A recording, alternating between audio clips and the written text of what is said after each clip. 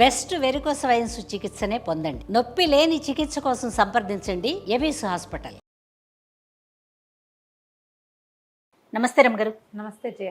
రమగారు, లోదుస్తులు నైట్లు వేసుకోకూడదు, ఎక్కువసేపు వేసుకొని ఉండకూడదు అలాంటివి మనం వింటూ ఉన్నాం ప్రజెంట్. అయితే పిల్లలకి నైట్ పడుకునేటప్పుడు కొంచెం లూజ్గానే వేసి పడుకోబెడతాం. వాళ్ళకి ఇన్నర్స్ అవి కొంచెం వేయకుండానే ఉంటాం. కొంచెం ఒక 10 ఇయర్స్ లోపు, 10-11 ఇయర్స్ లోపు అయితే ఆడపిల్లలకైనా మగపిల్లలకైతే లోదుస్తులు అంటే కొంచెం తక్కువే ఉంటాయేమో. ఆడపిల్లలు అనేసరికి పైన బనియన్ వేస్తాం, కింద డ్రాయర్, డ్రాయర్ అలాంటివి వేస్తాం. డే టైము, నైట్లు అయితే తీసేస్తాం కదా.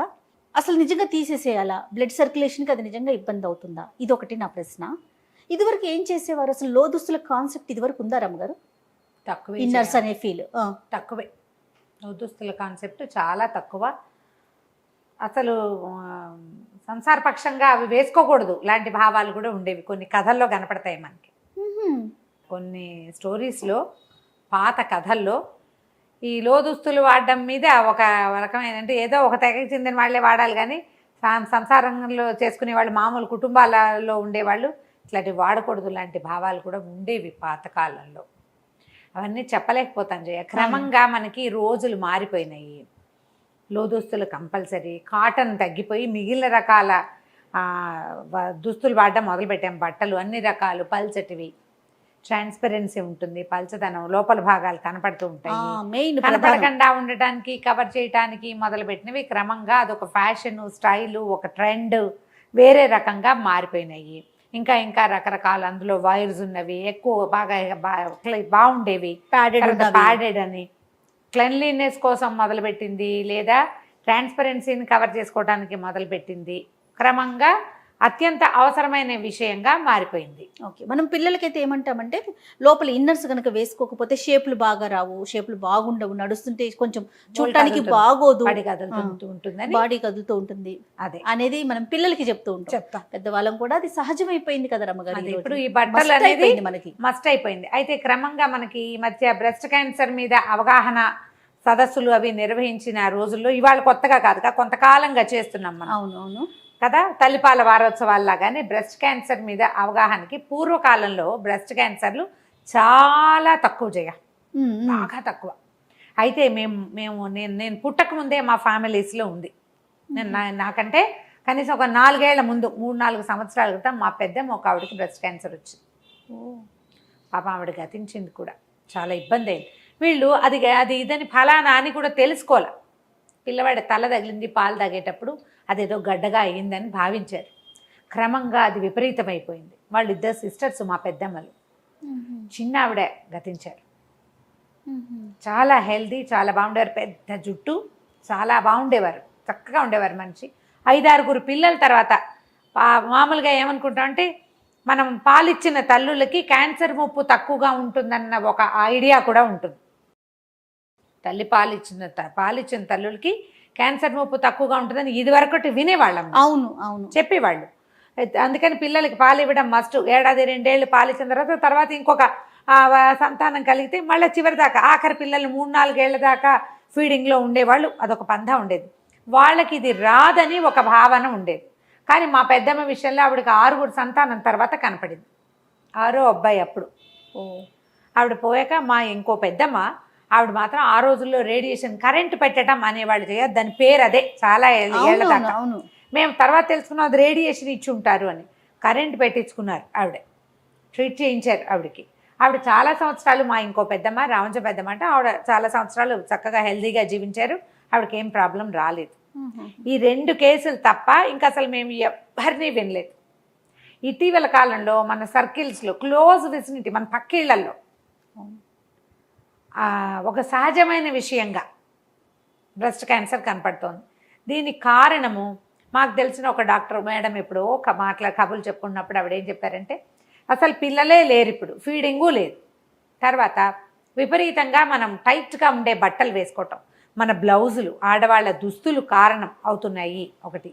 తర్వాత ఇంకా మనకి కార్సినోజెనిక్ ఐటమ్స్ మనకి చాలా ఉన్నాయి. అన్నీ ప్రతి వస్తువు క్యాన్సర్ కారకంగానే ఉంటుంది. చెప్పలేకపోతున్నాం మనం. అవును ఫలానా ఇదే కారణము అని వాళ్ళు కూడా చెప్పలేరు. ఇవి కారణాలుగా ఉన్నాయి అని మనం చాలా రకాల సదస్సుల్లో, పేపర్స్లో చూస్తూ న్యూస్ల్లో చూస్తూ ఉంటాం. డాక్టర్స్ ఏదైనా ఒక సందర్భంలో ఒక డాక్టర్ మేడం ఎవరైనా మాట్లాడినప్పుడు మనం వింటుంటే ఇవి క్యాన్సర్ కారణం కావచ్చు అని. ఆ కావచ్చులో ఇన్నర్స్ కూడా ఉన్నాయి. ఆ క్లారిటీ ఉంది ఖచ్చితంగా. ఓకే. ఈ ఇన్నర్స్ని తాత్కాలికంగా మనం బయటికి వెళ్ళేటప్పుడు మాత్రం వాడి ఇంట్లో ఉన్నప్పుడు వేసుకోకుండా ఉండడం చాలా మంచిది. మనకి భారతీయ చర్మానికి, భారతీయుల శరీర తత్వానికి గాలి కావాలి. గాలాడుతూ ఉండాలి మన బట్టలు. మనం చీర అందుకు కట్టుకుంటాం, వదులుగా ఉంటుంది చీర. గమనించండి, అవును. ఇప్పుడు మనం చూస్తున్నాం 9 స్టెప్పులు పెట్టి ఇట్లా టైట్గా కట్టుకుంటారు. అసలు ఆ చీరలో పిల్లలు రోబోల్లాగా కదులుతారు. నేను కదిలేటప్పుడు ఎప్పుడైనా నీకు అట్లా కనిపించిందా? ఫ్రీగా కదిలేలాగా కట్టుకోవాలి. టైట్గా బ్లౌజు ఇలా జబ్బల దగ్గర ఇలా పట్టుకుని ఉండిపోయేలాగా టపటపలాడుతూ బ్లౌజులు. తర్వాత ఏమో చీరని బిగువుగా కట్టేసుకోవటము మన సిస్టమ్ కాదు. మనకి ఏదైనా ఒక పని మనం చేస్తున్నాము, పురాతన కాలం నుంచి చేస్తున్నాము అంటే మీరు దయచేసి గమనించండి. పాత వాటిని నేను సమర్థించడము, కొత్త వాటిని తెగనాడటము నా ఉద్దేశం కాదు. క్లియర్గా చెప్తున్నాను ఈ మాట. పాత పద్ధతులన్నీ కూడా మనకి శరీరానికి సౌఖ్యము, ఆరోగ్యాన్ని చేకూర్చే వ్యవహారాలుగానే ఉన్నాయి. మగవాళ్ళు ఎప్పుడూ ధవతలు, లుంగీలు, పంచలే ధరించేవాళ్ళు.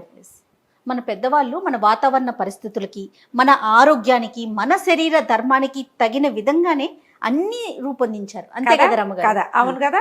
ఇప్పుడు అందులో మగవారికి ఏంటి, వాళ్ళకి శరీరం వేడెక్కిపోకూడదు.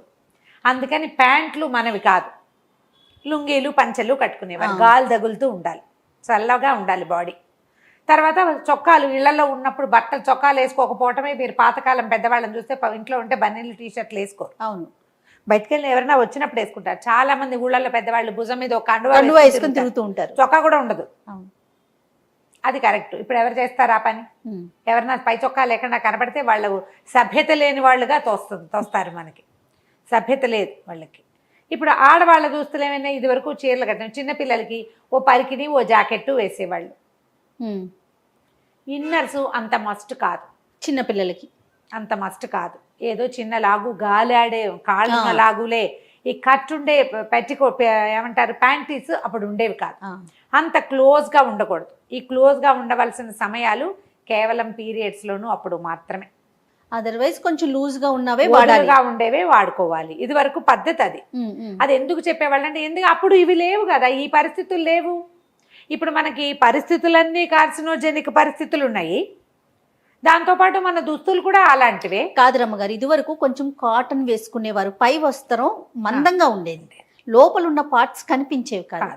ఇప్పుడు పరిస్థితి అట్లా లేదు కదా, ప్రతిదీ పల్చగా కనిపిస్తుంది. దానివల్ల ఏమవుతుంది, లోపల ఉన్న ఇన్నర్ పార్ట్స్ ఎక్కడ కనిపిస్తాయోనని లో దుస్తులు ఇన్నర్ వేసి మనం వేసుకోవాల్సి వస్తుంది. ప్యాంటీస్ కావచ్చు, పైన అప్పరగా కావచ్చు, పెట్టికోట్స్ కావచ్చు, ఏదైనా కానీ. ఏదైనా మనం రాత్రిళ్ళు కనీసం, ఎస్, పగళ్ళు ఇళ్లలో ఉన్నప్పుడు, మనం ఇంట్లో ఉన్నాము, తేలిగ్గా ఒక కాటన్ బ్లౌజు, సింపుల్ కాటన్ చీర కట్టుకోవచ్చు కదా. పిల్లలో లంగా, ఒక జాకెట్ వేసుకోవచ్చు కదా. ఆ లోపల వేసుకునేవి కూడా కాటన్వి ఎందుకు మనం ట్రై చేయకూడదు? కొంత బెటర్ అంటారా? కొంత బెటర్, కాటన్వి కొంత బెటర్. ఇప్పుడు 2 పొరలుగా ఉంటుంది, లోపల ఒక ఏమంటారు దాన్ని, మన పెట్టికోట్ లాంటిది వేసుకుంటారు. డ్రెస్సుల్లో కూడా వేసుకోవచ్చే హాయిగా. పైన ఉన్న డ్రెస్ ఎలాగో ఉండనే ఉంటుంది, డ్రెస్ వేసుకుంటారు. ఇప్పుడు చొక్కాలు వేసుకుంటున్నారు, టీ షర్ట్స్ వేసుకుంటున్నారు, ఏవో ఒకటి. వాళ్ళు ఏవి వేసుకుంటే చీరలే కట్టుకోండి అంటే ఎవరు కట్టుకుంటారమ్మా చెప్పు? అది కష్టమే కదా, అది చేయలేరు, చెయ్యలేం. కానీ మనం చేయగలిగే కొన్నిటిని మనం మార్చుకుంటే కొంచెం, ఇది దీనివల్ల పూర్తిగా ఇది రాదు అని చెప్పలేరు, వాళ్ళు కూడా చెప్పలేరు, డాక్టర్లు కూడా. కానీ ఇది ఒక అవకాశం. నైట్ మాత్రం మాక్సిమం లూజ్గా వదులుగా ఉండేవే కానీ, గాలి ఆడేవే వేసుకోవాలి. కానీ ఇన్నర్స్ టైట్గా ఉండేవి, లోపల భాగాల్ని బిగువుగా పట్టి ఉంచేవి, కదలికలకి వీలు లేకుండా ఎలాస్టిక్ ఒరుసుకుపోయేలాగా ఇలా వేసుకోవద్దు. ఇట్లా వేసుకోకూడదు. పిల్లలకి వేయబోకండి. చిన్నపిల్లల్లో కూడా ఇవాళ రేపు చాలా రకాల సమస్యలు కనపడుతున్నాయి.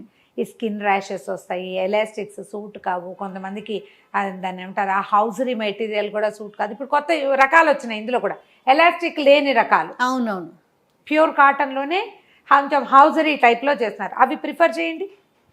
1కి 2 వేసుకుంటే అంత కదలిక కనపడకుండా ఉంటుంది. ఎలా ఉందో దాని పదార్థం తాలూకు వైశాల్యము అది కనిపించకుండా ఉంటుంది, సరిపోతుంది. అలా చేయొచ్చు. ఈవెన్ పెద్దవాళ్ళు కూడా అది ప్రిఫర్ చేయొచ్చు. ఇది వరకు ఏం చేసేవాళ్ళు, ఏదో కాటన్ చెప్పుకుని రవికలు వేసుకునేవాళ్ళు. రవిక అంటే ఐడియా ఉందా మీకు? ముడి వేసుకునేవాళ్ళు. బ్లౌజులకి హుక్స్ ఉండేవి కాదు, క్రాస్ బెల్ట్ ఉండేది కాదు బ్లౌజ్కి. ఫ్రంటా బ్యాక్ ఫ్రంటే. బ్యాక్ ముడేమో శకుంతల నాటి కాలం నాటివి. ఓకే. స్తనవల్కలం అనేవాళ్ళు దాన్ని. వెనకాల ఇంకొకళ్ళు ముడేయాలి, రెండో వాళ్ళు సహాయం చేసేవి. పాతకాలం ఎప్పటిదో పూర్వకాలపు గాథల్లో తనవలకలము ఒక వస్త్రాన్ని ఫ్రంట్ నుంచి బ్యాక్కి తీసుకెళ్ళి వెనకాల వీటి మీద ముడేయటం ట్రై చేసేవాళ్ళు. అది పాతది. క్రమంగా మనకి ముందుకు వేసుకోవటము, ఎవరి వస్త్రాన్ని చేతులు ఇవన్నీ బాడీ అంతా ఉంటుంది కానీ జస్ట్ మామూలే వేసుకోవటము, టై చేయటమే. దానికి హుక్స్ ఉండవు. అది కొంత బెటర్ అంటారా? ఇది కొంచెం బెటరు. పడుకునేటప్పుడు మూడు వదులు చేసుకుంటే కాస్త గాలాడుతుంటుంది, ఒంటి మీద బట్టలు ఉంటాయి, గాలాడుతుంది. పాత పద్ధతి, పాతకాలపు సినిమాల్లో కూడా ఇవి కనిపిస్తాయి. క్రమంగా మనం ఏంటంటే ప్యాడెడ్ చేయటము, వాటికి ప్యాడ్స్ వేయటము, వాటికి క్రాస్ బెల్ట్ వేయటము, దాన్ని టైట్గా చేయటము, బాగా నీట్గా కనపడేలాగా చేయటం, ఇవన్నీ మంచివే. కాలక్రమాన మనం 100 నేర్చుకుంటాం. నేర్చుకున్న ప్రతిదీ మన తాలూకు ప్రజెంటేషన్ బాగుండేలాగానే ఉంటాయి. ఇది మనకి హెల్త్ పరంగా ఏమైనా ఇబ్బంది పెడుతుందా అనేది ఒక క్వశ్చన్ ఎవరికి వాళ్ళు వేసుకోండి. కొంత వయసు వచ్చాక 40s దాటాక తప్పకుండా మమోగ్రామ్ తీయించుకోవాలని చెప్తున్నారు. మమోగ్రామ్ తీయిస్తే ఏమైనా బ్రెస్ట్లో టిష్యూస్ వాచనే మనం సొంతంగా చెక్ చేసుకునేది కూడా ఇవి కనిపిస్తున్నాయి. ఎట్లా బ్రెస్ట్ చెక్ చేసుకోవాలి, శరీరంలో వస్తున్న మార్పులు, ఎక్కడైనా మచ్చలు, పెద్ద పెద్ద కాయలు లాంటివి వస్తున్నాయా, అలాంటివి మనం అబ్జర్వ్ చేయాలి. మనని మనం చూసుకోవాలి. ఈ బట్టల వల్ల ఏదైనా ఇబ్బంది వస్తుందా, టైట్గా కట్టుకోవడం వల్ల ఏమైనా చర్మానికి ర్యాషెస్ లాంటివి వస్తున్నాయా, దురద పుడుతుందా, పిల్లల్ని కూడా అబ్జర్వ్ చేయండి. ఎందుకంటే ఈ రోజున మనం ఏం చెప్పలేకపోతున్నాం. అవునండి, ఈ రోజు హెల్తీగా కనిపిస్తున్నారు, రేపటికి చూస్తే ఏదో చెప్పేస్తున్నారు. ఎంత భయం అనిపించేస్తుంది రమ్మగారు. అవును, పైగా మన కుటుంబాల్లో ఎక్కడైనా క్యాన్సర్ ఇవి ఉంటే కనుక ముందు తరాల్లో తాతలో, నాయనమ్మలో, అమ్మమ్మలో ఎవరైనా ఉంటే తప్పకుండా 40 దాటాక బ్రెస్ట్ చెక్ చేయించుకోవాలి ఎప్పటికప్పుడు. లేకపోతే అది చాలా సులువుగా వచ్చేస్తుంది. ఆ క్యాన్సర్ ట్రేసెస్ ఉంటే అవి తీసేయటము ఏదో చేస్తారు దాన్ని. అంతదాకా వెళ్ళే బదులు మనం రోజువారీ జీవిత విధానంలో కొన్ని మార్పులు చేసుకోవచ్చు కదా. అవును, ప్యాంటీస్ కాటన్వి ప్రిఫర్ చేయండి. ఎప్పటికప్పుడు పాడైపోయినవి సంవత్సరాల తరబడి వాడద్దు. తర్వాత ఏమో ఈ వైర్లు ఉన్నవి, ఇలాంటివి ఇన్నర్స్, టాప్ వైర్స్ వాడబోకండి. ఒకవేళ వాడినా తాత్కాలికంగా ఇంటికి రాగానే మేకప్ తోటి చేసుకున్నట్టుగా ఇన్నర్స్ మార్చేసుకోవాలి. ఎక్కువ గంటలు ఒకే బట్టలతోటి ఉండబోకండి, ఇన్నర్స్ తోటి ఉండద్దు. ఇన్నర్స్ శుభ్రంగా ఉండకపోతే చర్మానికి కూడా చాలా సమస్యలు వస్తాయి. టైట్గా ఉండకూడదు. ఇప్పుడు ఇవి ఒకళ్ళు చెప్పక్కర్లేదమ్మా, అవును, డాక్టర్లే చెప్పక్కర్లేదు. మనకి మనం ఆలోచించుకోవాలి కదా.